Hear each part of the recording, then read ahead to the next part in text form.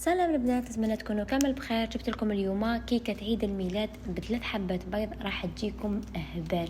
نتمنى انكم تجربوها، ومجمع واحد يجرب بالوصفه يخلي لي في تعليق كيف جاتو.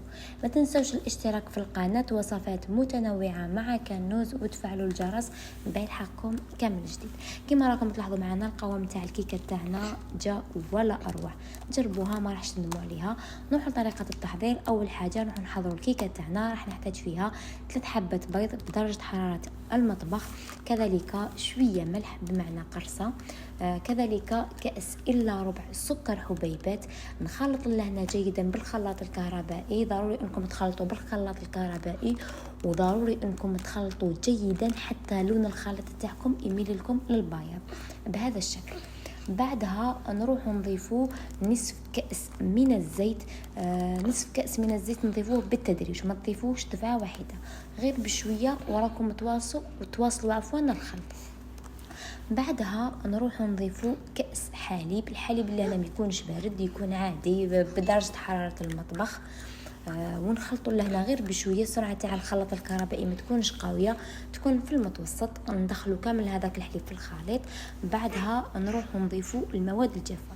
المواد الجافه لهنا ضروري انها تكون مغربله. كبدايه راح نضيف كأس من الفارينه، ملعقه كبيره كاكاو، بودرة الكاكاو، كذلك كيسين خميره كيميائيه. ونخلط بالخلاط الكهربائي. كما راكم تلاحظوا السرعه لما تكون متوسطه، ما تكونش قويه بزاف. بعدها نروح نكمل نصف الكأس المتبقي من الفارينه، مغربل اكيد. بعدها نروح نضيف لهنا كإضافة اللي تعطينا طعم رائع في الكيكه تاعنا، هو نصف كأس من الكاوكاو اللي هو الفول السوداني، يكون محمص ويكون مرحي في الخشين. نضيفوه ونخلطوه شويه قس ما يدخل لنا في الخليط. بهذا راه جاهز الخليط تاعنا. نجيبوا الصينيه نديروا لها بابي كويسون ونضيفوا الخليط اللي هنا كملاحظه ما يكونش ثقيل بزاف وما يكونش خفيف بزاف، يكون في المتوسط.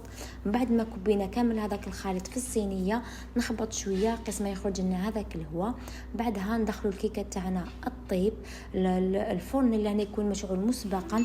عند ادخال الصينيه نقصوا لها كامل، ونخلوا الكيكه تاعنا طيب في راحتها باش نتاكدوا لا طابت ولا لا. بالعود الثقاب ندخلوا عود الثقاب في الخليط. اذا نخرجوه اذا كان ناشف تكون طيبه، ما راح يخرج لنا من العود الثقاب، راح يخرج لنا ناشف. بعدها غطيتها خليتها تبرد مليح الكيكه تاعنا. بعدها رحت جبت الملح ندير فيه الكيكه تاعي، عبرت وقسمت دوائر.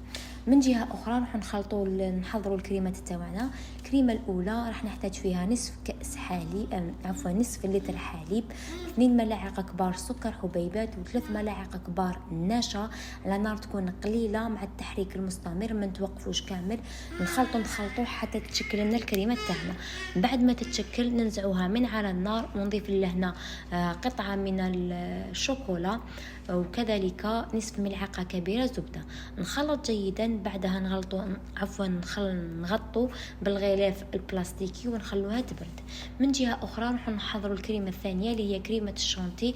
راح نحتاج فيها كأس كبير من بودره الشونتي مع نصف كأس حليب يكون بارد. نخلط لهنا جيدا حتى تطلع لنا الكريمه تاعنا. بعدها نروح نضيفوا ملعقه كبيره من الشوكولا لهنا اي نوع تحبوه، مهم شوكولاتة الطلي.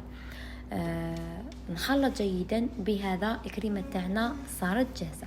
نخليها تبرد هي من جهه، ونروح للكريمه الاولى اللي حضرتها.